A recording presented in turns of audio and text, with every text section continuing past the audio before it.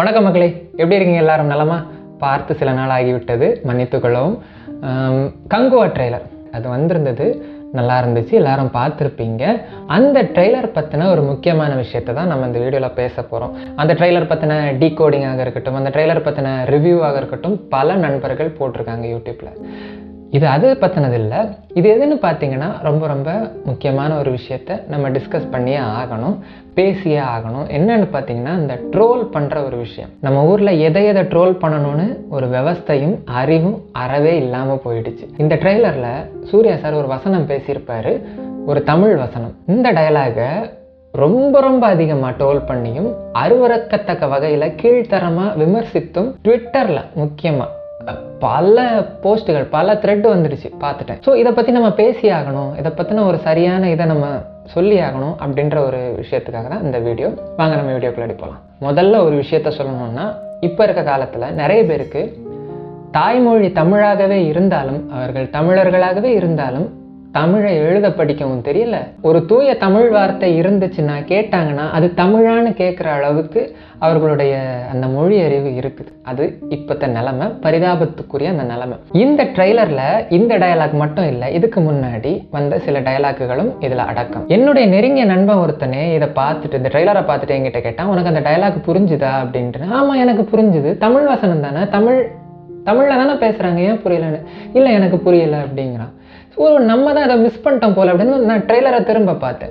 திரும்ப பார்த்த அப்புறம் தான் தெரிஞ்சது, எல்லாமே சுத்தமான தமிழ் டயலாக். அதில் வர வசனங்கள் நிறைய சுத்தமான தமிழ் வசனங்கள். அதுக்கப்புறமா அந்த வசனத்தோட எக்ஸ்பிளனேஷனாக நான் விளக்குனேன் அவனுக்கிட்டே, இதுதான்டா சுத்த தமிழ் தான், நல்ல புரிகிற தமிழ் தான், ஆனால் ஏன் இந்த மாதிரி யாருக்கும் புரியாமல் இருக்குது அப்படின்ற மாதிரி எனக்கு வருத்தம் வந்துச்சு. ட்விட்டரில் எந்த மாதிரி போடுறானுங்கன்னு பார்த்தீங்கன்னா, டயலாக் பேச சொன்னால் ஜிப்பரிஷில் என்னவோ பேசிக்கிட்டு இருக்கேன் அப்படின்னு. ஆக்சுவலாக இந்த பரதேசிகளுக்கு அந்த தமிழ் புரியலை, தன்னுடைய மொழியான தமிழே தெரியாததை அவன் கெத்தா தங்கிலீஷில் ட்வீட் போட்டுக்கிட்டு இருக்கிறான். பாபி சார் வந்து ஸ்டார்டிங்கில் ஒரு டயலாக் சொல்லுவார், விருந்தருந்த வாரீரோ அப்படின்ட்டுன்னு. தூய தமிழ் வார்த்தை, விருந்து அருந்த. ஐ திங்க் அந்த கழுகை பார்த்து கேட்குற ஒரு கேள்வி, கழுகை பார்த்து கூப்பிடுற மாதிரி, விருந்து அருந்த வாரீரோன்னு. காரணம் என்னன்னா, அங்கே வந்து உடல்களும் இருக்கும், ரத்தமும் இருக்கும், அது பலி கொடுக்குற ஒரு இடம் மாதிரி. அந்த இடத்துல கழுகு வந்து அந்த மாமிசத்தை உண்டு ரத்தத்தையும் சுவைத்து கொண்டு தான் போகும். ஸோ அதுதான் விருந்து அருந்த வாரீரோ, சாப்பிட்டு குடிச்சிட்டு போறீங்களா அப்படின்னு கேட்குறது அந்த தூய தமிழ் வார்த்தை. அதுக்கு அடுத்ததாட்டி இன்னொரு கேரக்டர் வந்து, நான் 10 சொட்டு சொட்டுறதுக்குள்ள கங்குவாங்க வரணும், விழி அப்படின்ற மாதிரி கத்திட்டு விழி அப்படின்னு கத்துவார். இந்த வெளின்றது மற்றவங்க கேட்கும்போது என்னடா வெளின்னு சொல்கிறான் அப்படின்னு தோணலாம். ஆக்சுவலாக இது ஆதி வடிவ தமிழ். தமிழிலிருந்து மலையாள மொழி தோன்றுவதற்கு முன்பே இந்த வெளின்ற வார்த்தை தமிழ் மொழியில் இருக்குது. இந்த ஆதி வடிவ தமிழ் இன்னும் குமரி மாவட்டத்தில் நீங்கள் வந்தீங்கன்னா பார்க்கலாம். இங்கே பேசுகிறது மலையாளம் கிடையாது, இது ஆதி வடிவ தமிழ். இங்கே கொஞ்சம் இன்டீரியராக போனீங்கன்னா, இல்லை உங்கள் அண்ணனை விழி அப்படிம்பாங்க, விழினா கூப்பிடு அப்படின்ட்டு. ஸோ அதை தான் கங்குவாவை கூப்பிடுன்றது ஆதி வடிவ தமிழில் விழின்னு இந்த இடத்துல அவர் கூப்பிடுறாரு. சரி, இதை விட்டுரும். லாஸ்ட்ல சூர்யா சார் பேசுகிற அந்த டயலாக்குங்க, அறுபட்டு என் சிரம் மண்ணுருண்டாலும் உருளும், முன் நெற்றியும் முழங்காலும் மண் தொடா மண்டியிடா. இது ஏன் அவங்களுக்கு புரியலை? சுத்தமான தமிழ் வசனம், ஆனால் அந்த வசனம் புரியாமல் இதை ட்ரோல் பண்ணிக்கிட்டு இருக்கானுங்க. நம்ம ஸ்கூலில் புல்லின்னு சொல்லிட்டு சில பேர் சுற்றிக்கிட்டு இருப்பாங்க, காலேஜில் கெத்துன்னு சொல்லிட்டு சில பேர் சுற்றிக்கிட்டு இருப்பாங்க, நம்ம ஊர்லேயே நிறைய பேர் இருப்பாங்க. என்னன்னு பார்த்தீங்கன்னா, தன்னை பெருமையாக பீத்திக்கிட்டு திரிவாங்க. ஆனால் அவன்கிட்ட பேசும்போது தான் தெரியும் அது வெறும் தற்கூரி, அதுக்கு ஒரு மண்ணும் தெரியாது அப்படின்ட்டு. தன்னைத்தானே பெருமையாக பேசிக்கும், தனக்கு எல்லாம் தெரிஞ்ச மாதிரி காட்டிக்கும். ஆனால் அது பேசும்போது தான் அவன் பேசுறதுலேருந்தே தெரிய வரும் இது ஒரு அறிவு கட்ட ஜென்மம் அப்படின்னு. அந்த மாதிரி தான் அந்த ட்ரோல்கள், அந்த ட்விட்டர்லாம் என்னால் பார்க்க முடிஞ்சுது. எதனால் அவ்வளோ கோவம் வந்துச்சுன்னு பார்த்தீங்கன்னா, அது தமிழ் மொழி, அந்த மொழிக்கு கொடுக்க வேண்டிய ஒரு மரியாதையை கூட இவங்களுக்கு கொடுக்க தெரியலை. ட்ரோல் பண்ணலாம், சர்க்காசம் பண்ணலாம், யாரை வேணாலும் ட்ரோல் பண்ணலாம், யாரை வேணாலும் சர்க்காசம் பண்ணலாம். இங்கே அதுக்கெல்லாம் ஒரு இதுவும் கிடையாது. ஆனால் இது மொழி, இந்த மொழிக்கு கொடுக்க வேண்டிய மரியாதையை நம்ம கொடுத்து தான் ஆகணும். இந்த வசனம் என்ன சங்க தமிழ் நடையிலையா இருக்குது? இல்லை. அறுபட்டு என் சிரம், சிரம்னா தலை, அறுபட்டு என் சிரம் மண் உருண்டாலும் உருளும், என் தலை வெட்டுப்பட்டு மண்ணில் உருண்டாலும் உருளுமே தவிர என்னோட முன் நெற்றியும் முழங்காலும் மண் தொடா மண்டிடா. முன்னெற்றி எதற்கு மண் தொடணும்? தோத்துட்டோன்னா தோத்துட்டேன் அப்படின்னு சொல்லிட்டு குனிந்து மண்ணை தொடுற அந்த இதுவும், முழங்கால் மண்டி இடாது அப்படின்ட்டு, இந்த மண்டி போட மாட்டேன் அப்படின்ற விஷயத்த வேற மாதிரி ட்ரோல் பண்ணிக்கிட்டு இருக்காங்க.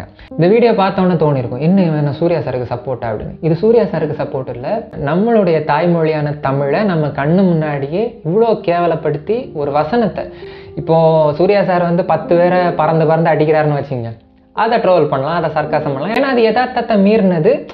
இதெல்லாம் ஒரு நடக்கிற காரியமா அப்படின்ட்டு. இது நாட் ஓன்லி சூர்யா சாருக்கும் சரி, அஜித் சாருக்கும் சரி, விஜய் சாருக்கும் சரி, இந்த சோஷியல் மீடியாவில் இந்த ட்ரோல்னு சொல்லிக்கிட்டு ஓரளவு ட்ரோல் பண்ணலாம், சர்க்காசம் பண்ணலாம். பட் இவனுங்க எதை கெத்துன்னு நினைக்கிறானுங்கன்னா, அவங்கள தரங்கட்ட வகையில் இழிவுபடுத்தி போடப்படுற போஸ்ட் எல்லாமே கெத்துன்னு நினச்சிக்கிறாங்க. எதிரியாகவே இருந்தாலும் அவர்களை எதிர்த்து ஜெயிக்கணும், அவர்களை இழிவுபடுத்தி நாசப்படுத்தி ஜெயிக்கக்கூடாது. அதுதான் முறை. ஒருத்தங்களை பிடிக்கலையே அதோட விட்டுரும், அதை விட்டுட்டு அவங்கள தோண்டி எடுத்து போட்டு ஓவராக இது பண்ணி அவங்களுடைய பர்சனல் லைஃப் இவங்களுடைய பர்சனல் லைஃப் எல்லாத்தையும் போட்டு என்னவோ போஸ்ட் போடுறவன் ரொம்ப யோக்கிய மாதிரி அவனுடைய ப்ரௌசிங் ஹிஸ்ட்ரி எடுத்து பார்த்தா தான் தெரியும். நம்மளுடைய தமிழ் மொழியின் ஒரு வீரமிக்க ஒரு வசனம், அது நல்ல தமிழ் வசனம், அதை வச்சிருக்கிறாங்க. அதை பாராட்டாட்டாலும் பரவாயில்லை, அவ்வளவு கேவலமாக இழிவுபடுத்தி இதெல்லாம் ஒரு டயலாக்கா, என்ன மயிரை பேசிக்கிட்டு இருக்கிறான், இது மட்டும் பத்தலை, வேறு சில எக்ஸ்ட்ரீம் லெவலில் கூட போச்சு. அது எல்லாத்தையும் பார்த்து சொல்ல முடியாது, அந்த லெவலில் பண்ணிட்டு இருந்தானுங்க. அண்ட் இதில் சூர்யா சார் நல்லாவே பண்ணியிருந்தார், அவர் நல்லாவே நடிப்பார்.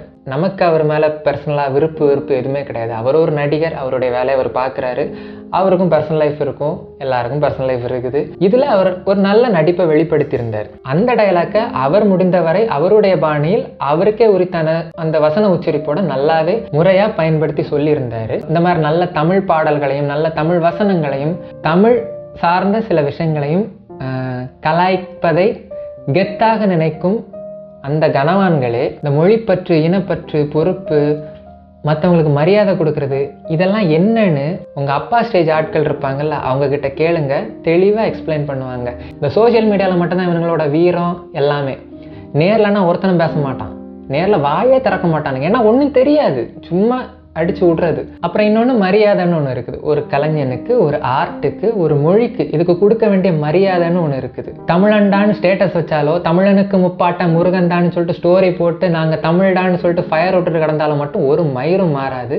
மொழிக்கு கொடுக்க வேண்டிய மரியாதையும் கலைஞர்களுக்கும் கலைக்கும் கொடுக்க வேண்டிய மரியாதையும் கொடுக்கணும். அதை ஒழுங்காக சொல்லி கொடுத்து வளர்க்கணும். இல்லை என்றால் இதே போன்ற தற்குறிகள் தான் நிறைய நாட்டில் உருவாகிட்டு இருக்கும். இந்த சோஷியல் மீடியாவில் இவனுங்க பண்ணுற இந்த கேவலமான ட்ரோல்ஸு, கேவலமான இழிவுபடுத்துகிற விஷயமா இவனுங்க பண்ணுற வேலையெல்லாம் பார்க்கும்போது அவ்வளோ கோவம் வருது. எப்படி இதை பார்த்துட்டு எவனா ஒரு தற்குறி கீழே வந்து கமெண்ட் பண்ண தான் போகிறான், நீ என்ன அப்படியா, நான் என்ன அப்படியா அப்படின்ட்டுன்னு.